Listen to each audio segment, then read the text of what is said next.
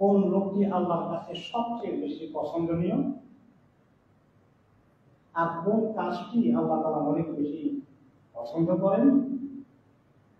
তখন রাসূলুল্লাহ সাল্লাল্লাহু আলাইহি ওয়াসাল্লাম জবাব দিলেন, সবচেয়ে পছন্দের মানুষ হচ্ছে ওই লোকটি আল্লাহ তাআলার কাছে যে ব্যক্তি মানুষের উপকারে বেশি ব্যস্ত থাকে, যার দ্বারা অনেকেই উপকৃত হয়, এই লোকটি আল্লাহর অনেক পছন্দনীয়। আর তুমি যখন কোনো মুসলিমকে সাহায্য করে, হেল্প করে, তাকে খুশি করে দিলে, এই কাজটি আল্লাহর কাছে অনেক প্রিয় কাজ, অনেক পছন্দের কাজ। এখন আমরা আসি যে কিভাবে আল্লাহ তাআলার কাছে পছন্দনীয় হওয়া যায়, কোন কাজ আল্লাহর কাছে উত্তম।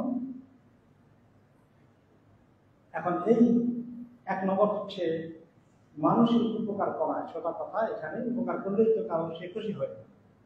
এই উপকার করাটা কিভাবে উপকার করতে পারি? উপকারটা হলো স্পিরিচুয়াল অ্যান্ড ফিজিক্যাল।